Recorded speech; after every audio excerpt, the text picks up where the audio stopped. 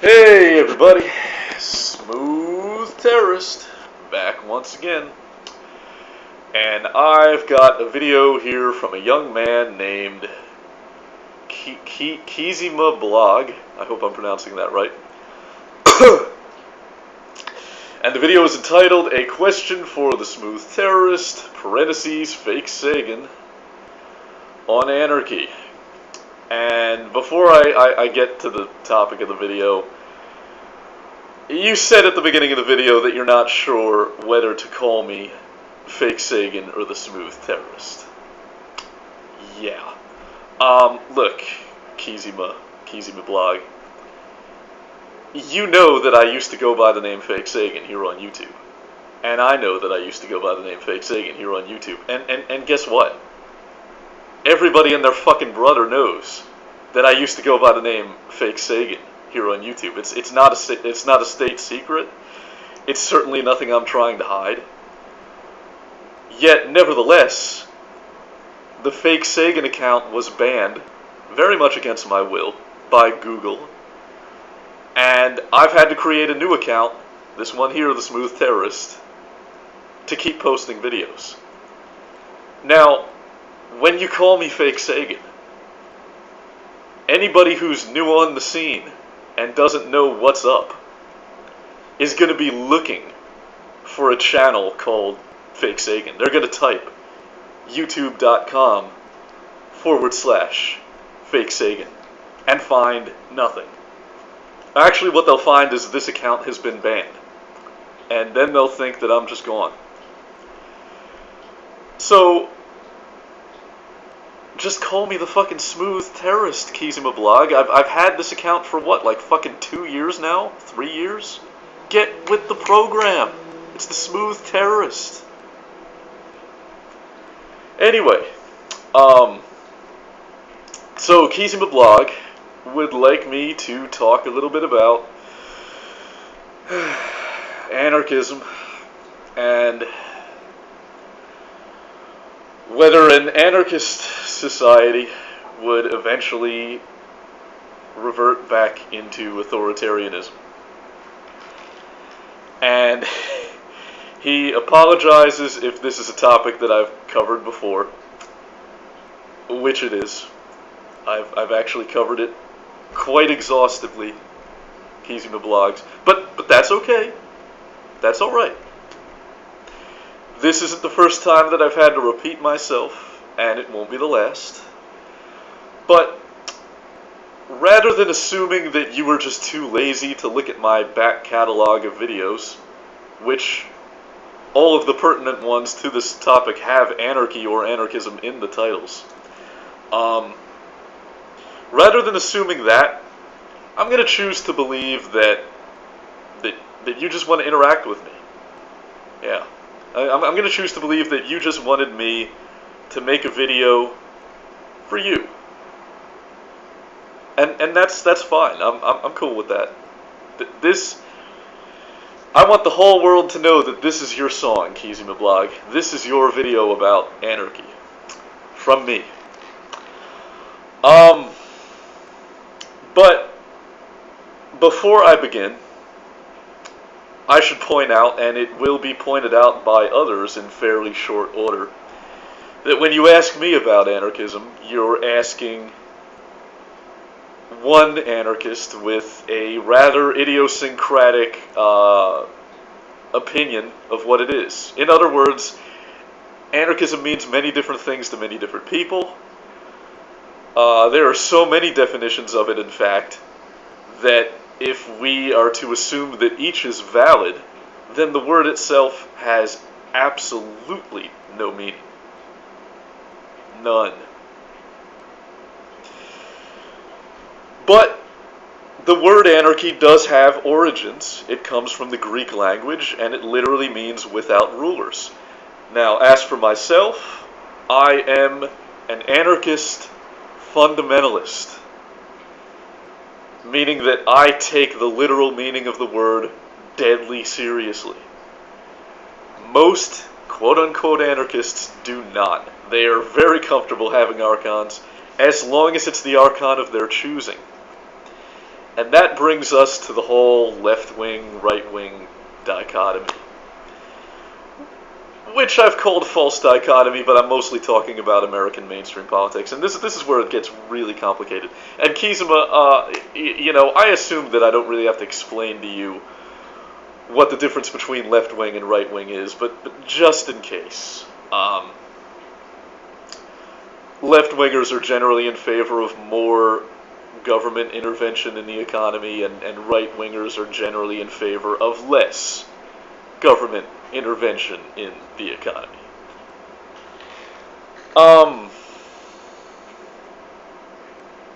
Now it's considered by some, and in fact it's the mainstream academic opinion, that anarchism itself is part of the left-wing political spectrum. And I hold that that is bullshit. Pure bullshit. Now, I'm not saying there aren't left-leaning anarchists. Oh, there absolutely are. Anarcho-syndicalists. These guys are basically just commies. They're commies with an edge. They're commies who wear these on their face and smash up bank windows. There you go. But there are some very right-wing anarchists, too. The anarcho-capitalists. These guys, essentially, they're monarchists. And it would really piss them off to hear me say that, but there's the truth. You know, truth hurts, guys. But let me tell you a little bit about what anarchism means for me, and we'll get to the whole anarchist society thing in a minute. Okay? There's a website, perhaps you've heard of it, called, I think it's called The Political Compass, where you take a test and they rate where you fit in on this grid. And it's a grid that's divided into 4 sections. Now, the creator of that site espouses the opinion that the left-wing, right-wing dichotomy really doesn't work, and it doesn't hold up anymore. And, well, that's kind of true. I mean, really, no description of the way the world works is 100% accurate, as any honest scientist will tell you. I mean, take, for example, Sigmund Freud's model of consciousness. Is it completely accurate? No. But is it a useful tool for helping us examine the world? Yeah. Now, what about Karl Marx's class analysis? Is it completely an accurate representation of reality?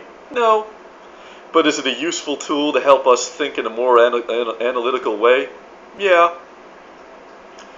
What about Newtonian physics? Is it a completely accurate representation of reality? No.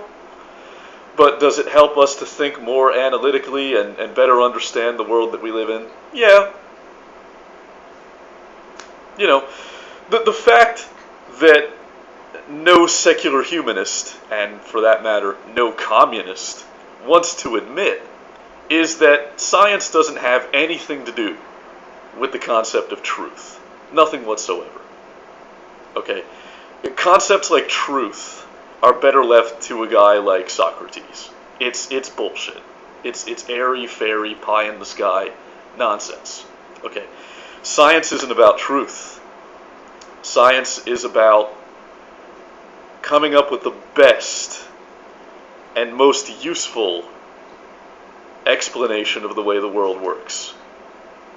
And it's very much about recognizing that you will never reach absolute truth. And if you think you will, if you think the time's going to come when all the answers are going to be known, that's not science. That's state religion, communism, secular humanism, new atheism, whatever the fuck you want to call it. It's malarkey, is what it is, Kizma. But the point, you know, I've been on a tangent here. The point I was making is that the political compass guy, he's not really right. The left-wing, right-wing thing, it's actually pretty damn useful. I don't think it's outlived its usefulness at all. It's a pretty good, I mean, you can you can pretty much file every political philosophy that has ever existed somewhere on that spectrum. They all fit in the scale somewhere. Okay? But for a guy like me, I recognize that both right-wing political philosophies and left-wing political philosophies are inherently flawed from their very inception and doomed to failure.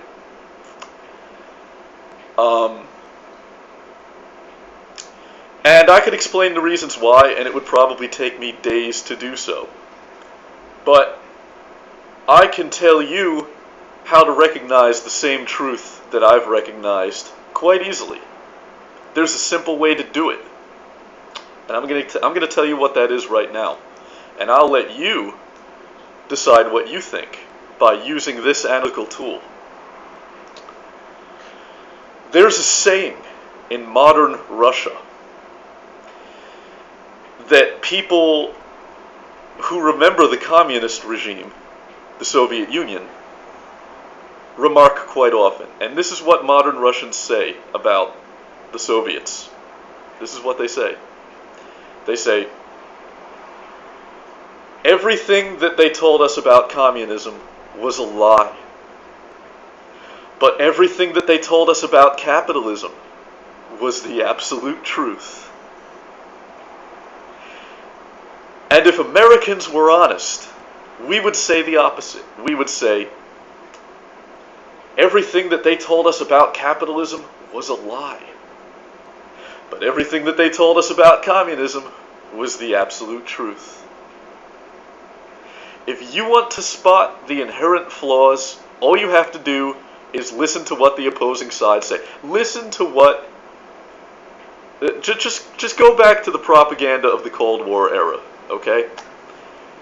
Listen to what the Soviets were saying about the United States, and all of their criticisms, they were correct. They were valid criticisms.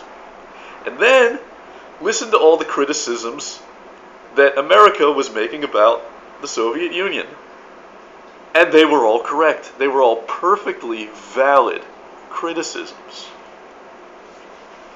Yes, left-wing forms of government do result in secret police, brainwashing, engineered food shortages, and yes, right-wing forms of government do result in strike breakers, robber barons, and ultimately monarchy. People who believe in unfettered capitalism, well, there's your power vacuum, Kizima Blog. You want to talk about degrading back into an authoritarian system? Well, that's essentially the formula for laissez-faire capitalism. You know, wealth is going to accrue somewhere, and when you have capital, it's a lot easier to get more. And when you don't have capital, it's a lot easier to lose what little you have. So, if you believe in unfettered capitalism in fairly short order, you're going to hail to the king. And if you believe in communism in fairly short order, you're going to live in George Orwell's 1984. Now, I don't know about you, Kizima Blog, but neither of those options seem terribly appealing to me. In fact, I'm going to have to go out on a limb and say that they both suck. And anarchism is my way of saying to the world, I see through this bullshit. It's little more than that. It's my way of saying to the world, okay, I recognize that, at least at present, there is no answer. There is no way to order society that is going to foster the greatest good for the greatest number of people. Every system has an Achilles heel at present. And And there are a lot of anarchists who talk about utopia and stateless societies. And I think a stateless society is impossible for precisely the reasons that you said. In fairly short order, it's going to degrade back into authoritarianism. I'm not one of those anarchists. I'm not a utopian anarchist. I am the bomb-throwing, window-smashing, fuck the police anarchist. I am the anarchist that statists use to caricature anarchism and to insult it. I'm the anarchist that other anarchists are ashamed of, because I'm the real deal. I'm someone who just doesn't want to be told what to do. I'm a stubborn motherfucker who just doesn't want to be ruled, and won't accept leadership from people who pretend to have answers, when I have the reasoning faculties to clearly see that they don't. Okay, Kizima? Now, let's talk a little bit about why both left-wing and right-wing political ideologies have a fatal flaw. Well, the answer is pretty simple. And it's what the philosopher Friedrich Nietzsche called der Wille zur Macht, the will to power. Now, we all exhibit the will to power to varying degrees, but there is no exception to that rule. None. It is a fucking constant. It is the law of thermodynamics for human behavior. It is fucking set in stone. It's as sure as death and taxes. At present. Now, you might be listening to this and saying, whoa, SmoothTerrorist, that sounds incredibly fatalist and pessimistic. You're starting to sound like one of these anti-natalists. No, not at all. Not at all. Where life exists, there is always the possibility of change. There is always the possibility that your situation will improve. There were people languishing in prison under the Ottoman Empire who probably thought they would die there until the Young Turks freed them. There were people in the Bastilles in France in the same situation until the Revolution. Things can always change. There's the possibility that transhumanism will allow us to alter the human genome in a way that removes some of the nastier truths of human nature and lets us reprogram some of our more undesirable tendencies. Because the thing about the will to power, Kizima blog, is it doesn't exist for no reason. It's not like humans are just assholes who want to dominate and have power over each other for no reason. And I didn't go too much into what the will to power is. I kind of left it up to you to look that up, but let me give a quick Cliff's Notes. It's Nietzsche's theory, and Nietzsche, I think, even though he called himself a philosopher, I consider him more of a psychologist, to be honest. He believed that this was the central motivating factor behind everything that human beings do. And I think he stopped short, because it actually motivates what all forms of life do, not just human beings. And it's the will to dominate. It's ambition. It's exactly what it sounds like. I mean, it's really a concept that doesn't need much explanation. But it hides itself in so many insidious ways. Not just the more obvious ones like the pursuit of money. Well, people who want to get rich, are they really chasing paper? No, they're not chasing paper. They're not chasing gold. They're chasing power.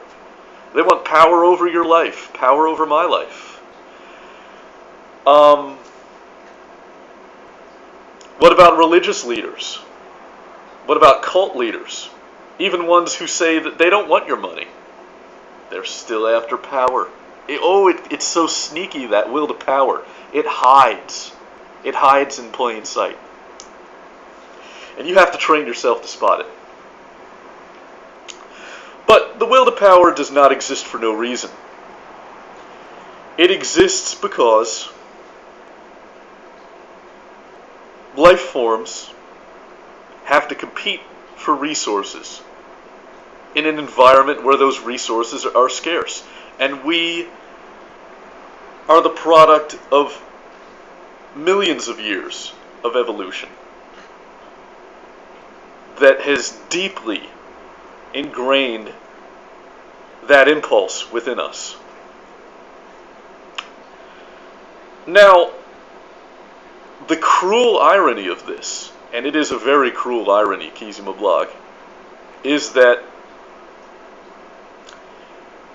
because of the technologies that we've developed,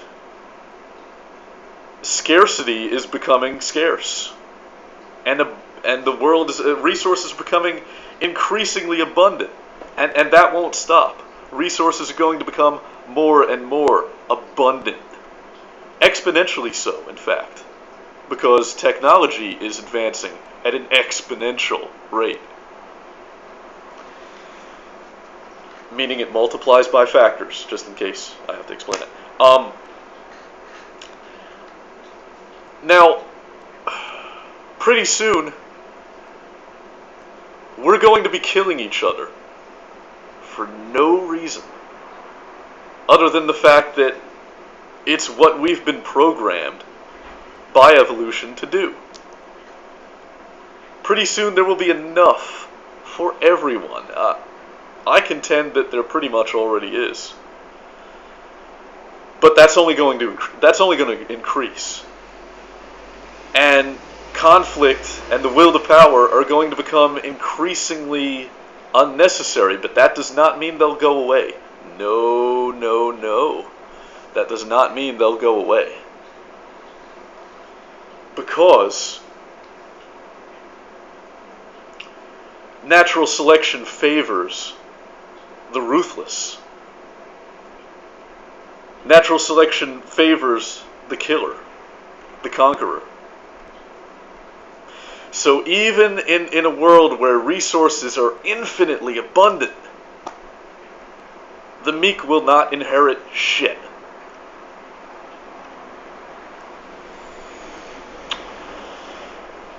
Anyway, Kizima Blog,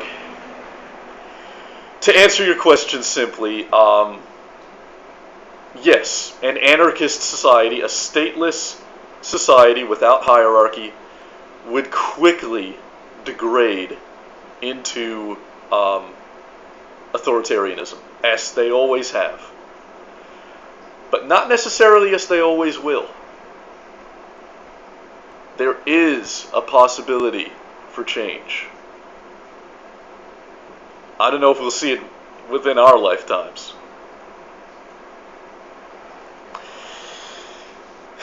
But anarchism for me, it's merely just an affectation. It's just my statement to the world that I am not a rube. I am not going to be duped by charlatans selling snake oil. And that's what politicians are, to a man.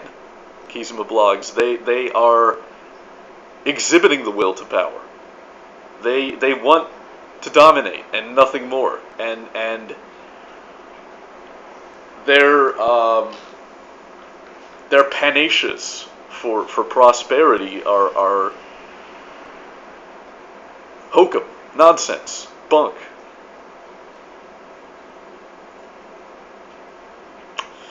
I hope that answers your question. This has been The Smooth Terrorist. And if you enjoyed this video, then download it, re-upload it, mirror it, parody it, make it your own, because the Uber mention at Google cannot censor me unless you let them. Keep it smooth.